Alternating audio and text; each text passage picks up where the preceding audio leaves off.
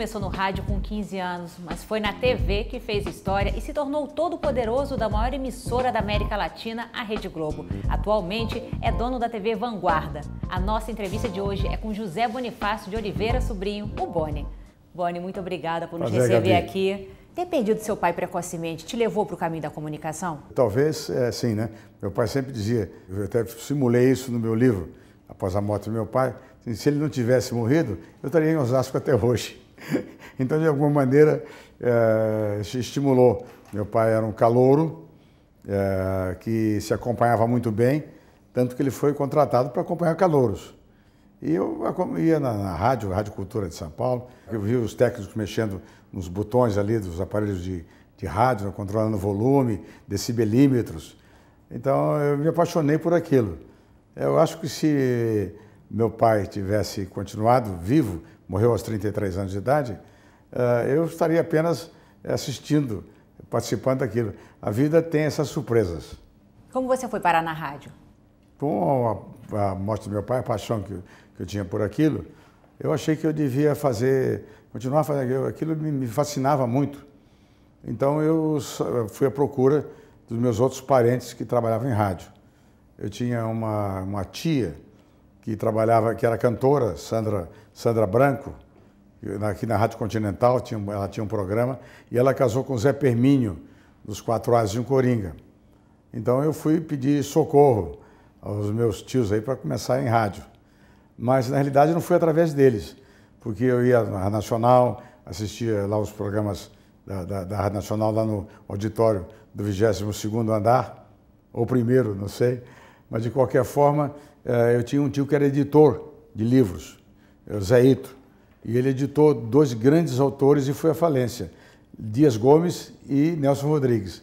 Mesmo assim, não foi para frente. Mas o Zé Ito me levou ao Dias Gomes, que era naquele tempo diretor da Rádio Clube do Brasil, na Cinelândia. E me levou lá e eu perguntei para o Dias Gomes se eu tinha uma chance de aprender alguma coisa e tal. Ele perguntou, o que você quer fazer? Eu digo, eu quero fazer a mesma coisa que você faz, eu quero ser diretor de rádio. Assim, bom, aos 15 anos você já quer ser diretor de rádio?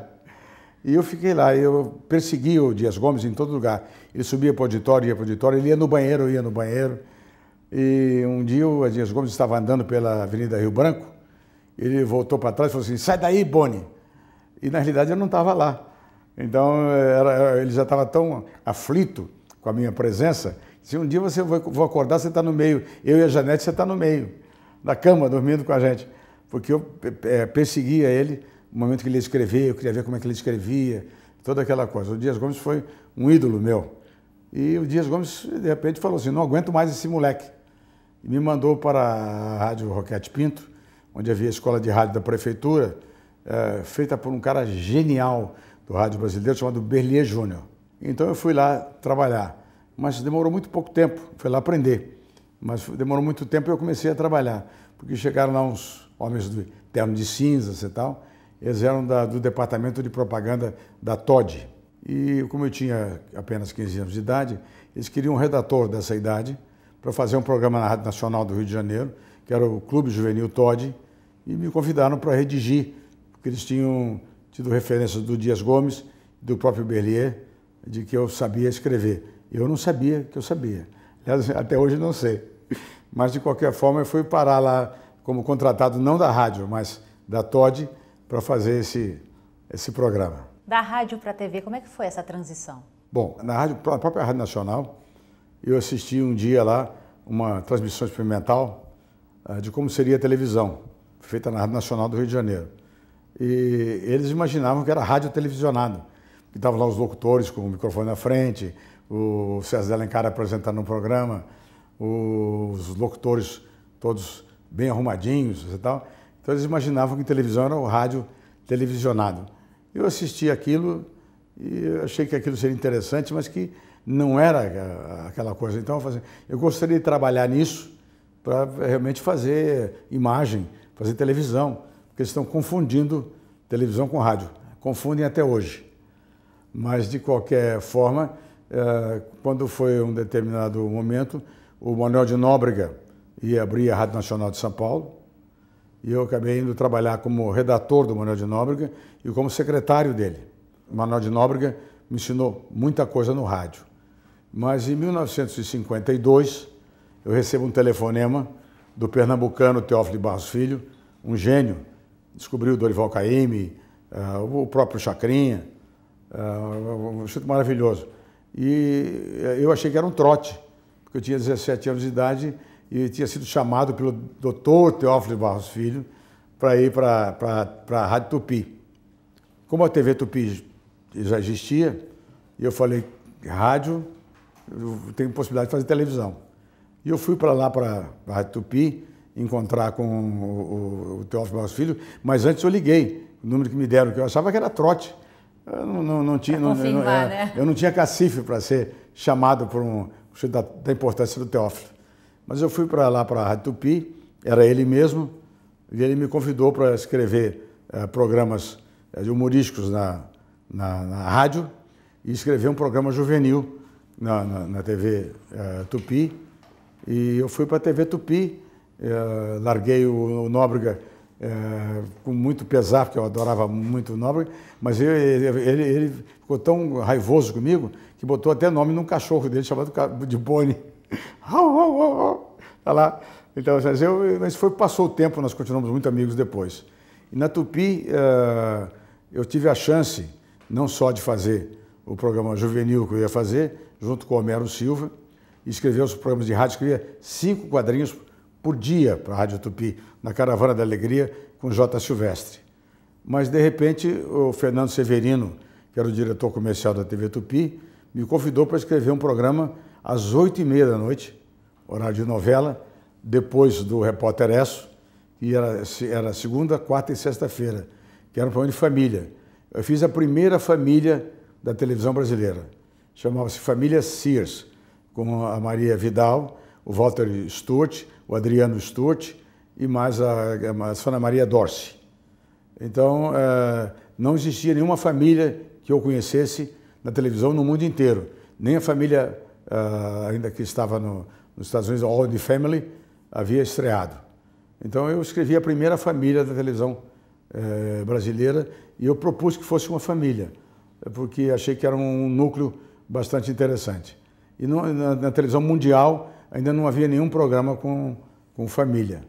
E eu passei lá uns 2 anos escrevendo a família Sears, que era patrocínio daquela loja de departamentos que era Sears. Você falou da família Sears, tem também o Repórter Esso. Como é que nasceu o merchandising na TV brasileira? O Fernando diz o seguinte, quem inventou o merchandising na televisão brasileira foram os contra-regas da TV Tupi, porque eles ganhavam um dinheirinho por fora para botar uma geladeira, aparecia a marca. Então o pessoal que montava o cenário, os contra-regas, é que ganhava o dinheiro apresentando as marcas dos aparelhos. Então o Fernando Severino resolveu tornar comercial a merchandising e Família Sears foi o primeiro programa de merchandising oficial feito no Brasil. Você trabalhou como ator? Como é que foi a experiência? Eu me arrisquei como ator algumas vezes, como comediante dentro da TV Tupi, porque era muito pouca gente vendo, então, e pouca gente trabalhando. O Cassiano Gabos Mendes me colocou várias vezes fazendo humorismo, como quadrinhos e tal. Mas um dia ele me deu um papel importante no TV de Vanguarda. O Cassiano tinha um grande amor pela dramaturgia e eu fui fazer um repórter que descobria o sequestro do maestro. A peça chamava-se O Maestro, que era o Adriano Sturt. E eu encontrava a gravata borboleta dele na casa do empresário, mostrava que o sequestro era falso, que o empresário havia sequestrado apenas para promover o maestro. Mas eu cheguei na cena, ao vivo, não tinha videotape, e eu não encontrei a gravata. Eu tinha que dizer, está aqui a prova. E eu comecei, então, assim, aí o meu espírito humorístico, né? Eu comecei a virar móvel para cá, virar móvel para lá, e tal, e todo mundo começou a rir no estúdio. E eu comecei a procurar aquela gravata em todo quanto é lugar. E aí o Cassiano cortou o som do estúdio e falou assim, abaixa, nós vamos jogar a gravata. E o programa que devia durar 1 hora, só da procura da gravata eu levei 10 minutos. Então, quando a gravata chegou, eu peguei a gravata e falei assim, está aqui a prova. O empresário sequestrou, um falso sequestro, o maestro. E terminou o negócio. Quando eu fui saindo do estúdio, encontrei com o Cassiano e falei assim, nunca mais você me entre no estúdio como ator. Porque eu senti, você transformou um drama numa comédia. Você começou a virar aquele imóvel todinho e eu mesmo estava dando risada. Foi engraçado. Agora é o seguinte, Isso aí devia ter sido comédia especial, não TV de vanguarda. E eu nunca mais tentei o negócio de... O Cassiano me bloqueou totalmente como ator e eu fui só ser autor. Só fui realmente escrever e dirigir. Como nasceu a telenovela brasileira Diária? Pois a primeira telenovela você chegou a ser contra a vinda dela e logo depois investiu o seu próprio dinheiro para trazer o Direito de Nascer. Qual era a diferença dessas novelas? Eu não acreditava na novela Diária. Quem acreditava muito nisso era o Edson Leite, que me tinha me levado para Excelsior. Nós estamos falando agora de 1963, TV Excelsior. E ele foi à Argentina e comprou aquele 5530, não sei o que, ocupado. E eu li aquilo, achei uma coisa horrorosa. Eu falei, eu não vou fazer isso aí. E ele falou assim, não, tudo bem, tem que fazer, e tal. E outras divergências com Edson me levaram para sair da TV Excelsior e ir para a TV Rio ajudar o Walter Clark, do qual a TV Rio havia tomado todo o elenco de humorístico. E o Walter era meu amigo, eu fui para a TV Rio ajudar o Walter. Mas o sucesso da novela, contra a minha opinião, foi tremendo. Daí eu entendi que se aquela novela que era tão ruim podia fazer sucesso, uma novela melhor faria muito mais sucesso. Então, a Excelsior, naquele momento, havia colocado no ar uma novela, A Moça que Veio de Longe, que era um pouquinho melhor do que do Tarcísio Meira com a Glória, o 3 não sei o que, ocupado. Né? Então, eu achei que aquilo era um grande caminho de fidelidade na televisão brasileira. E achei que o Edson tinha razão em relação a isso e que eu estava errado. De forma que eu procurei fazer, vamos fazer novela. O primeiro texto que me ocorreu foi o Direito de Nascer, porque eu havia acompanhado o Direito de Nascer na Rádio Nacional, não como ouvinte, mas participando das gravações e tudo. Então, tem que fazer o Direito de Nascer. E tentei comprar os direitos do Félix Canhé, que era um autor cubano vivendo no México. E aí ele me deu o nome do advogado dele. O advogado dele chamava-se Ladrão. Eu falei assim, estou perdido, vai me roubar. Mas eu consegui, através daquele tempo não existia ainda nem computador, nem sequer o fax. O que existia era um teletexto, que você escrevia e levava horas para você, letra por letra, tal, para fazer, era quase um telégrafo. Né? Então eu conversei com o Ladrão e ele me disse, eu quero vender, eu vendo. E fez um preço, na época, $5.000 da época. E eu fui ao Walter, falei, vamos levar isso para a TV Rio e TV Record, ver se eles querem comprar esse texto para a gente fazer. Mas houve uma recusa. Eu não acreditava no negócio da novela, muito menos do Direito de Nascer, que era uma novela de rádio. Então eu e o Walter dividimos os custos, $2.500 cada um, que nós não tínhamos. E compramos, pegamos esse dinheiro emprestado, com amigos, e compramos. E quando nós compramos, mandamos a Dercy Gonçalves ir ao México, fazer o pagamento ao Félix Canhé e trazer os scripts. A Dercy realmente fez isso, só que ela me ligou lá, o Boni, esse ladrão é um ladrão mesmo, porque ele me deu a caixa aqui de papel velho, tudo descolorado, o papel está molhado, as coisas velhas. É isso mesmo que você quer comprar por $5.000? Eu digo, é isso, Dercy, traz que é isso mesmo. E serviu de base para a novela. Mas quando eu cheguei aqui, a TV Record não quis exibir e nem quis produzir, porque a TV Rio não tinha condição de produzir. A nossa possibilidade era fazer na TV Record. E como nós levamos isso para a Record não quis, nós ficamos sem ter possibilidade de produzir. Então eu fui ao Rodolfo Lima Martensen, que era o meu chefe quando eu estava na Lintas, e pedi socorro para ele. O Rodolfo Lima Martensen e a Lintas eram donos da conta da Lever. Então eu oferecia o Direito de Nascer para ele. Ele falou assim, se você me arranjar alguém que produza, eu compro. Na TV Record eu não tinha ninguém. Eu estava na TV Rio, não tinha condição. Então eu fui ao meu velho amigo, meu chefe, meu introdutor na televisão, o Cassiano Gabos Mendes, e pedi para ele, pelo amor de Deus, para ele produzir o Direito de Nascer. No começo ele achou engraçado. E eu falei assim, mas deixei os scripts, deixei a mala lá, desci, dá uma olhadinha nos scripts. E daí o Cassiano me ligou, olha, a novela é sensacional. É uma coisa, ele não tinha... O Cassiano, embora mais velho do que eu, 2 ou 3 anos, não tinha ouvido a novela no rádio. A novela é interessante, é uma coisa muito populaça e tal, vamos fazer. Eu digo, então, agora o que a gente faz para fazer? Você tem que conseguir, com o irmão do Fernando Severino, que é o diretor comercial da TV Tupi no Rio, dela não passar no Rio, passar na TV Rio. Eu estava na TV Rio. Então a novela foi produzida pela TV Tupi, passou nacionalmente na TV Tupi, menos no Rio de Janeiro, que foi na TV Rio. E nós recebemos, graças a Deus, de volta os nossos $5.000 pagos pela Lever, não pela TV Tupi. Mas essa é a história do Direito de Nascer e do meu preconceito contra a novela. Esse preconceito depois foi mais ativo, quando tínhamos na TV Globo a Glória Magadã, e eu queria realmente retomar a posição da novela, mas com uma novela de outro nível, uma novela de maior qualidade de texto. Foi uma coisa que demorou tanto que a TV Tupi acabou fazendo na frente da gente com o Braulio Pedroso. Mas quando apareceu o Braulio Pedroso, eu ganhei a minha luta contra a Glória Magadã e convenci o Walter, que havia contratado a Glória, que nós tínhamos que partir para outro caminho.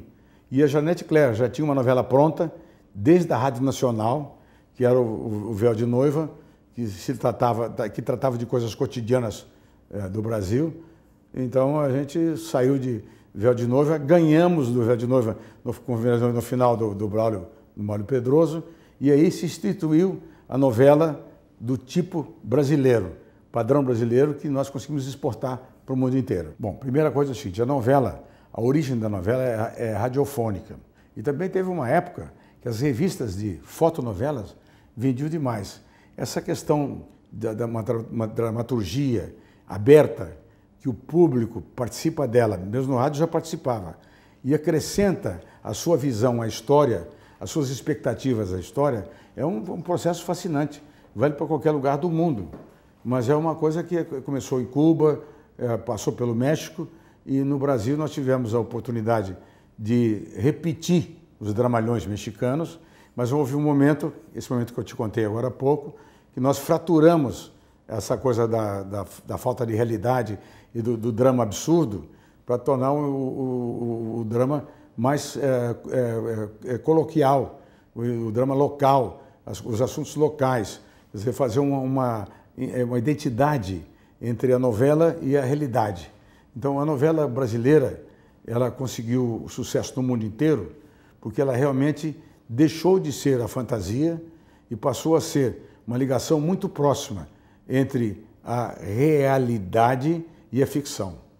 Então, essa postura criou um modelo de novela, que é o modelo brasileiro de novela, que conseguiu penetrar no mundo inteiro, em várias camadas, em várias culturas, crianças, mulheres, homens, pessoas de menos instrução, de mais instrução. Ela conseguiu essa penetração porque ela é muito próxima da realidade sem ser. Usando os termos da Janete Claire, ela não precisa ser verdadeira, mas ela é verossímil. Então, eu acho que esse é o segredo da novela brasileira, onde o espectador sempre está aguardando naquele dia o que vai acontecer no dia seguinte, não como novidade, mas saber se ele está certo ou não com aquilo que vai acontecer. Ela recebe o input, recebe a informação do público e ela mexe um pouquinho em relação a isso. Mas a Janete, por exemplo, gostaria de contrariar essa coisa. Mas eu vou te dar um exemplo da novela que o público participa dela e que não participa. O Nelson Rodrigues, que era muito meu amigo, dizia o seguinte: eu não sei escrever novela. Ele fez para mim 2 ou 3 novelas na TV Rio. Mas ele disse: por que você não sabe fazer, Nelson Rodrigues? Porque eu conto tudo. A novela não pode contar tudo. Uma parte da história tem que ser escrita por quem está em casa. Então, essa questão do autor ter inteligência suficiente de não ser absurdo demais, trabalhar muito próximo da linha da realidade e participar da sua produção com o sujeito que está em casa, com o espectador, dividir com ele a autoria da novela, é o segredo da novela brasileira. Apesar da TV brasileira ter copiado, ter sido inspirada na TV americana, as TVs brasileiras são muito mais produtoras e as TVs americanas muito mais exibidoras. Por que esse modelo de negócio brasileiro é único e diferente? Boa pergunta, bem colocado isso aí. A televisão americana, quando começou, ela começou primeiro do aspecto legal, ela só podia produzir jornalismo, informação. Entretenimento, pela lei americana, ela não poderia produzir. Ela tinha um limite, não é que não fosse totalmente proibido. Ela tinha um limite de 2 ou 3 horas de produção local. Ela tinha que criar mercado para a indústria cinematográfica. Então, a televisão americana nasceu baseada na indústria cinematográfica. Ela teria obrigatoriamente que comprar, e mais uma outra coisa, era muito mais fácil comprar da indústria poderosa indústria cinematográfica americana do que ela produzir seu próprio produto. Então, ela se restringiu ao jornalismo e ao esporte, enquanto o produto de entretenimento ela comprava dos produtores experientes de longa data do cinema americano. No Brasil, não. Nós não escolhemos esse caminho que nós temos hoje. É porque não havia cinema no Brasil, não havia indústria cinematográfica no Brasil. Então a televisão brasileira teve que produzir seus próprios programas, não por escolha, mas por imposição. Eu sempre costumo comparar isso com a indústria automobilística. Nós tivemos que fazer uma empresa montadora de carro, mas fabricar todas as peças. Quer dizer, o pneu, a direção, etc., não só montar, como é uma montadora. Então a televisão brasileira nasceu da necessidade de suprir a falta da indústria cinematográfica. O crescimento da TV por assinatura e dos vídeos por demanda muda a forma de assistir televisão? Não, não muda, por uma simples razão. A constante evolução da televisão faz com que ela, cada tipo de televisão tem o seu caminho. A televisão aberta, por exemplo, a novela, né? É um trunfo para ela continuar existindo. Outra coisa, enquanto existir uma só notícia, a televisão aberta continuará viva, porque ela é mais rápida que a internet, ela tem mais possibilidade de informar com a imagem. Outro dia desse aconteceu, lá em Nova York, eu estava lá, de um avião que aterrissou dentro do rio Hudson. O que aconteceu? Eu fui correr, eu estava vendo na minha casa, eu vi a cena do avião descendo, eu consigo ver o Hudson de lá. Eu fui correndo para a internet, zero de informação, muito tempo, nada de informação, nada. Eu liguei a televisão, estava no ar ao vivo, o avião descendo lá. A internet depois começou a comentar isso aí, as redes sociais, entraram em massa comentando o acidente do avião. Mas a televisão, hoje cada vez mais ampliada no sentido de captar imagens da rua, com câmeras da prefeitura, câmeras de vigilância, é uma coisa, e o celular, você poder captar e mandar. Todo mundo é um repórter. Por exemplo, a Vanguarda tem 110 mil repórteres na rua, cadastrados. Não é aquele cara que manda um vídeo porque viu um telefone cadastrados. Eles são 110 mil caras cadastrados, com direito autoral consignado e com a possibilidade de serem contratados. Então, é o seguinte, você tem olhos por todos os lugares, muito mais rápido do que você digitar um texto, muito mais rápido do que você acessar alguma coisa na internet, muito mais rápido do que você procurar no Google. Então, você vai direto na televisão. Então, a televisão, enquanto notícia, enquanto imediaticidade, ela é uma coisa brilhante. E ela continuará sendo. Enquanto houver uma só notícia, haverá televisão aberta. Mas, do ponto de vista geral, o que acontece é o seguinte, a televisão é uma coisa só. Nos Estados Unidos, hoje não se fala mais em televisão fechada e televisão aberta, porque nenhuma televisão dos Estados Unidos você pode receber sem pagar.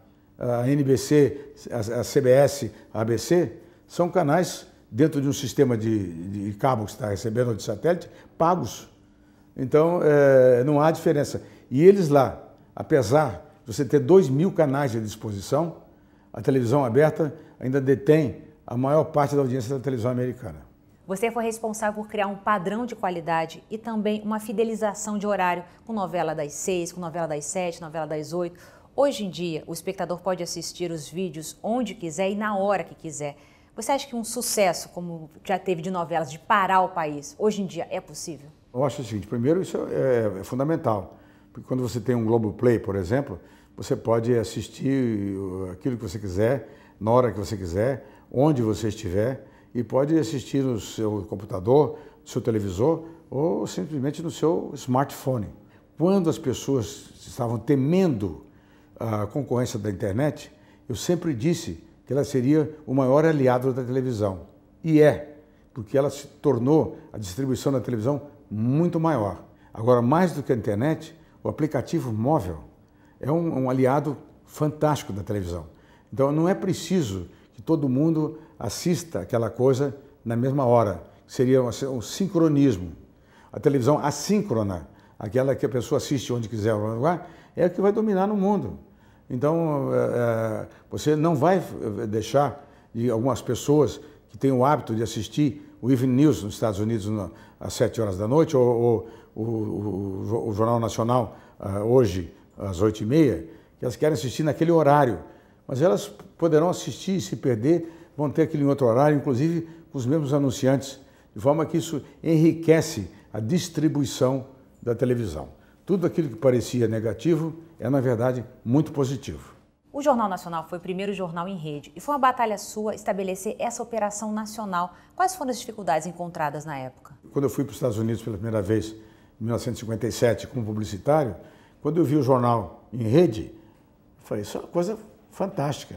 Mas nós não tínhamos nem dinheiro, nem tínhamos rede, não tínhamos micro-ondas, não tínhamos satélite.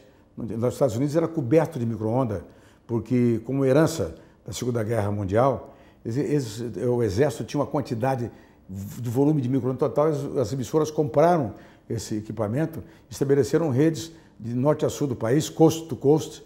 Então, isso era fundamental, isso era uma coisa mágica, mas nós não tínhamos nem mercado, nem dinheiro para fazer isso.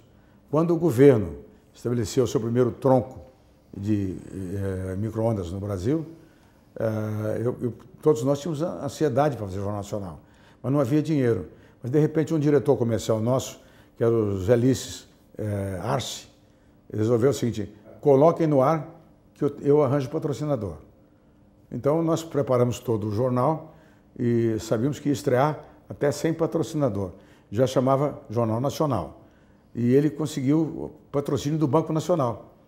E o Armando Nogueira resistia, porque achava que o Nacional era o nome do banco. Mas você vê que o Jornal Nacional foi tão forte, que ninguém mais lembra que um dia ele foi patrocinado pelo Banco Nacional. O banco foi embora e o jornal ficou, né? Mas o Arce arranjou o dinheiro, eu e o Armando discutimos o modelo e nós encontramos o modelo. Havia gente querendo fazer o Jornal Nacional com apresentadores de cada uma das cidades. Isso aí, cortar aquilo dentro da Embratel, imagine fazer seria uma coisa impossível. Nós atrasamos o Jornal Nacional por conta dessa discussão. Mas eu ganhei essa discussão junto com o Armando Nogueira, de fazer como o formato, exatamente como o formato que tem hoje. E mais uma coisa, o horário do Jornal Nacional. Eu quis brigar diretamente com o Repórter Esso, que era às 8 horas da noite. E todo mundo achava que o Repórter Esso era imbatível. Eu digo assim, se a gente brigar no mesmo horário, com recursos que o Jornal Nacional, o Repórter Esso, ele lia notícias. Nós tínhamos imagens, e mais do que isso, imagens com som. Quando não tinha alguém falando, nós tínhamos sonoplastia, tínhamos bombas, gritos, tudo originais, não acrescentados. Mas então, nós vamos matar o Repórter Esso. O Repórter Esso é um jornal de rádio lido na televisão. E nós vamos fazer um jornal de imagens. E eu quase fui derrotado, mas eu consegui colocar o Jornal Nacional às 8 horas da noite. Hoje em dia podemos ver o sucesso que um vídeo faz no YouTube pelo número de visualizações, mas antes não existia essa medição. Quando é que você percebeu que a Rede Globo realmente faz um sucesso no país todo? Bom, eu vou dividir essa pergunta em vários trechos, né? Quando eu percebi que a TV Globo era um sucesso, foi quando eu fui com Tarcísio Meira e Glória Menezes, nós participávamos daquela procissão dos navegantes em Salvador no dia 31 de dezembro. De 1º, de madrugada, saía a procissão lá. E a procissão era 30 mil barcos, coisa assim, um negócio enorme. A maior procissão que tinha no Brasil. Aliás, para corrigir o número, 3 mil barcos, 30 mil pessoas. Mas, de repente, nós estávamos andando no barco e as pessoas estavam lá cantando hinos e tal. Quando o barco chegou com o Tarcísio Meira na frente e a Glória Menezes na frente, eu estava do lado, as pessoas começaram a cantar, eu fico emocionado até hoje. Irmãos, é preciso coragem. Daqui a pouco a Bahia inteira estava cantando, irmãos, é preciso coragem. E nós tínhamos recém-entrado na cidade de Salvador, com a TV Aratu, e aquilo nos colocou aos prantos. Nós descobrimos que havia uma comunicação em massa, que nós ignorávamos, porque o próprio Ibope mostrava as audiências do Rio e de São Paulo. Mas naquele momento nós percebemos que a TV Globo era uma rede nacional. Nós tivemos várias vezes com Selva de Pedra e depois com Roque Santeiro, 100% da audiência de aparelhos ligados. O que acontece com isso aí? Por que isso hoje é quase impossível de conseguir? Duas coisas mudaram. Primeiro, mudou o conteúdo da programação. A programação deixou de ser tão abrangente como ela era. Mesmo a televisão aberta, ela acaba segmentando, às vezes, coisas só para homem, coisas só para mulher. Então, a nossa televisão era muito abrangente, eclética em todo o seu sentido. Mas havia uma outra coisa, é que dificilmente você imaginaria que um lar tivesse mais de um aparelho. Então, nós tínhamos uma cobertura, naquela época, de 40 a 50 milhões de aparelhos, e quando um aparelho estava ligado, a casa inteira estava ligada. Hoje tem 2 ou 3 aparelhos de televisão, e o número de espectadores é muito maior. De forma que você, para conseguir uma unanimidade com 100 milhões de aparelhos, é diferente de conseguir 100 milhões de espectadores, é diferente de conseguir com 50 milhões de espectadores. De forma que hoje conseguir essa unanimidade é impossível. Eu diria a você que atingir mais de 40%, 50% da audiência é milagre. Mas naquela época havia um número menor de aparelhos e uma concentração nas emissoras de televisão de programação eclética, de forma que você podia agradar todo mundo. Hoje tem que agradar ou gregos ou troianos. Como você analisa a programação das TVs abertas hoje? Eu acho que o Brasil tem um sistema de televisão muito bom, pelas TVs educativas, pelas TVs, por exemplo, como a TV Câmara, com o sistema do governo de distribuição de aulas. Então eu sempre separo assim, vamos dividir isso aí em 3 campos. O sistema de televisão brasileiro é muito bom. A televisão aberta brasileira já não é tão boa. E existe uma televisão no Brasil fora de série, que é a TV Globo. Então é o seguinte, se você olhar para o retrato da televisão brasileira, você vê um belíssimo sistema de televisão, vê uma televisão aberta onde há uma liderança absoluta da TV Globo e não há concorrência, e vê um padrão de qualidade na TV Globo que é acima do país, melhor até que vários padrões de televisão do resto do mundo. Então é uma televisão sui generis. Por que temos um vácuo na programação infantil? Nada de novo tem sido feito. Eu sempre reclamo disso.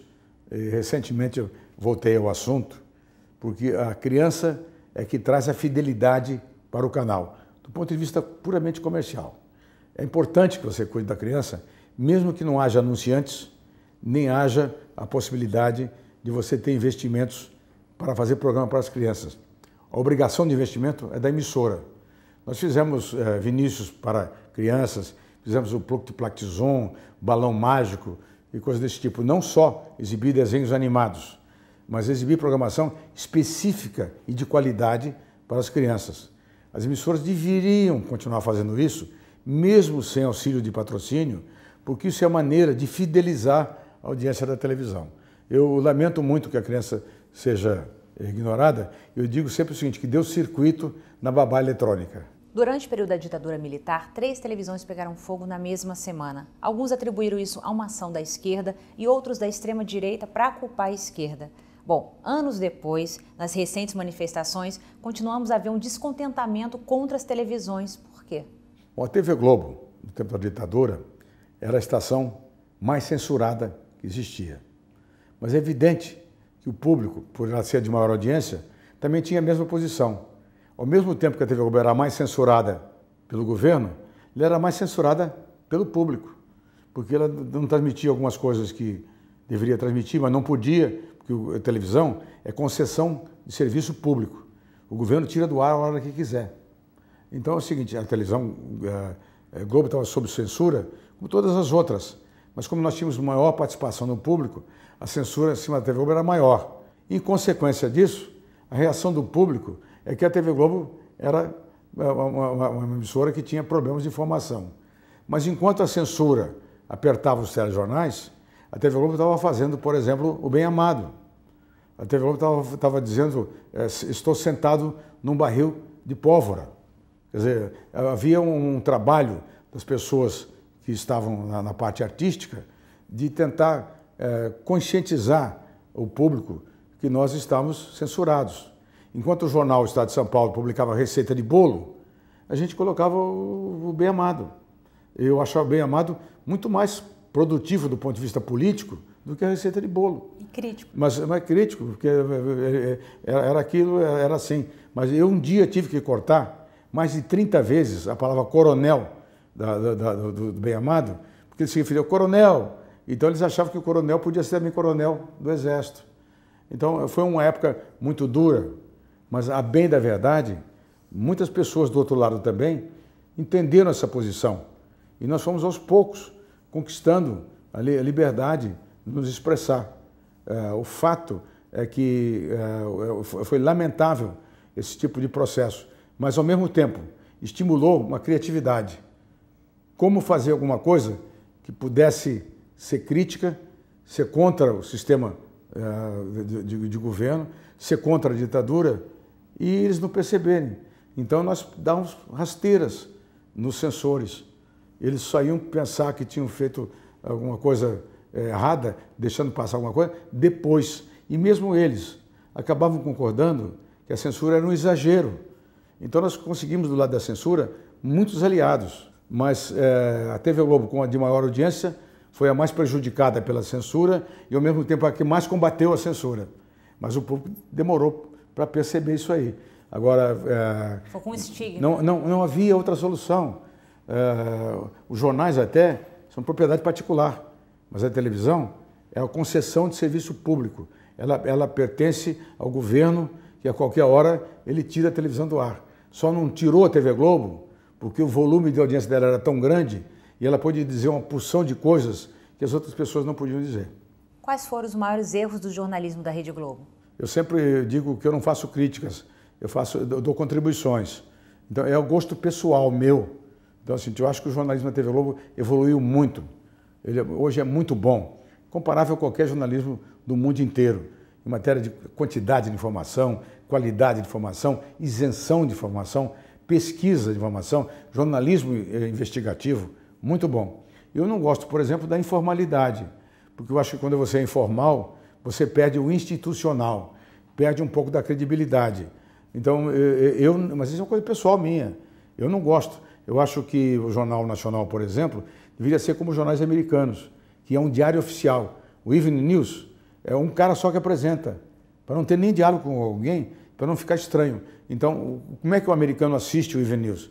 Ele não assiste aquilo para saber se há alguma novidade, porque ele já viu o dia inteiro na internet, nos outros canais, vários canais de news que têm distribuídos, ele quer saber se aquilo é verdade. Então, naquele horário, acontece uma edição do Diário Oficial. Diário Oficial de cada emissora. Então, cada emissora tem o seu apresentador, faz o seu editorial, coloca a sua postura política e faz o seu jornalismo investigativo, que quer competir com o outro. Então, eu acho que a informalidade é ruim porque ele acaba com o valor institucional. Como foi deixar a Rede Globo depois de mais de 3 décadas e por que você decidiu se aventurar em ter a sua própria TV? Bom, eu não saí, eu fui saído. Então, acontecia que durante 30 anos, eu tinha, pelo menos durante os últimos 20 anos, eu tinha a responsabilidade sozinho responder por toda a TV Globo. E eles achavam que isso devia ser dividido, devia ser uma coisa mais democrática. Sobre esse aspecto, eu sou um pouquinho ditatorial. Eu acho que uma coisa é o seguinte, que você deve ser democrático no sentido de receber informação, mas que as decisões devem ser feitas por quem tem não mais conhecimento, mas quem tem mais sensibilidade ou que é representante do público que assiste televisão, que nem sempre é o melhor profissional de televisão.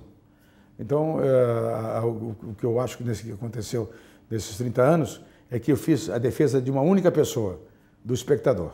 Qual deve ser o próximo passo da TV? Eu acho o seguinte, primeiro, a televisão conseguiu se defender muito bem dos ataques de outras plataformas, aumentando o tamanho das suas telas, penetrando nos smartphones com aplicativos, também entendendo a internet não como um competidor, mas como um companheiro de utilização. Então agora a gente vem aí com a segunda página da televisão, que já está sendo utilizada. A interatividade, que vai trazer coisas fantásticas. A segunda página vai permitir você ter todas as informações que você teria numa lista telefônica e ampliadas de explicações. Então, a hora que você puder usar, e vai ser assim já, os Smart TV já colocam a televisão para você usá-la como um computador, mas um computador com um tipo de armazenamento mais dirigido, menos espalhado, no sentido de informações variadas como o Google, e mais seletivo, no sentido de que nem todo mundo vai poder usar o canal de emissão, quer dizer, vai terminar com o bestialógico da internet, e eu acho que a televisão deu um passo tão grande que ela continuará sendo, no futuro, o maior impacto que pode existir sobre a sociedade. Por que você decidiu fazer um livro póstumo em vida? Você sabe que você ficar afastado da operação, a televisão é uma coisa tão fascinante. Eu tenho tanto amor pela televisão, tanto amor pela Rede Globo, que você fala assim, como é que eu vou ficar longe disso? Eu tentei ficar, mas aí o vício estava lá presente. Então eu não hesitei em comprar a TV Vanguarda de São José, já tinha ganho na licitação da TV Taubaté. Hoje nós temos 72 canais dentro do estado de São Paulo, onde a principal atividade nossa é o jornalismo, e jornalismo que não é escrito, nem tem texto, é diferente. Ele é um jornalismo feito junto com as redes sociais, onde as pessoas são obrigadas a improvisar, onde cada pessoa que apresenta é obrigada a ter conhecimento de todo o assunto que ela está fazendo, e a gente consegue sucessos incríveis, como enquanto a audiência nacional de programas da hora do almoço varia entre 6% e 10%, a Vanguarda faz 30%, porque ela consegue conversar com todas as pessoas que estão em casa e tem um jornalismo absolutamente informal, no sentido de ser coloquial, não no sentido de ser abusivo. Então é que isso aí, eu não podia ficar fora da televisão, eu adoro. E se pintar aí algum canal, estou de volta. Eu tenho paixão por isso aí. E a ideia do livro nasceu como? O primeiro livro foi um livro biografia, né? Quase biográfico, né? Ele conta as minhas atividades profissionais, as pessoais eu coloquei de lado. E no segundo livro, Matar a Saudade, o Unidos do Outro Mundo, foi feito para matar a saudade daqueles amigos que conviveram comigo na luta de fazer uma televisão de boa qualidade, uma televisão popular, mas o mais sofisticado possível, tecnicamente perfeita. Então, esses amigos todos, alguns deles de grande competência intelectual, outros de grande competência técnica, mas, de repente, aquela saudade imensa, né, das pessoas que foram embora, e dizer para as pessoas, como a gente deve dizer para a família, para a mãe, para o filho, quanto a gente ama, e, de repente, a gente perde um grande amigo, perde um parente e tal, e não se manifestou da maneira como devia. As pessoas que foram embora, eu não consegui dar para eles todo o carinho que eu tinha. Então eu resolvi dar através do livro. De certa maneira, é uma penitência pela minha falta de amor que eu deixei de dar a essas pessoas, por mais que eu tivesse dado, ainda ficou faltando. Bom, o título do livro faz referência a uma agremiação de escola de samba. O carnaval é sua outra paixão, né? Como é que foi ser homenageado pela Beija-Flor? Eu quis reunir todos os mortos numa escola de samba, porque assim eu poderia usar a minha mãe como porta-bandeira, o meu pai como mestre-sala, o Dr. Roberto Marinho como presidente de honra e a comissão de frente. Eu adoro a escola de samba, tenho paixão por escola de samba, tanto quanto eu tenho pela televisão. Então, assim, eu montei aquilo como se fosse um grande desfile de escola de samba, na medida que o conteúdo do livro não tem seriedade nenhuma, é uma grande brincadeira. Pelo visto, você não pretende se aposentar tão cedo, né? Não, só a força. Se alguém me mandar lá de cima alguma notícia que eu tenho que ir embora, aí eu estou demitido de novo. Mas eu prefiro continuar trabalhando até o último dia da minha vida, porque a televisão, especialmente o jornalismo e a informação, são coisas fascinantes. É uma dádiva alguém ter a possibilidade de informar os outros, ensinar os outros e comunicar aos outros, explicar o que está acontecendo. Isso é um prazer tremendo. O prazer foi meu de estar aqui te entrevistando, foi uma honra ter recebido aqui essa aula e todas Gabi, as informações. Obrigado pelo seu carinho, e sempre a gente faz muitas entrevistas, mas nunca com perguntas tão objetivas e tão interessantes. Obrigado. Muito obrigada.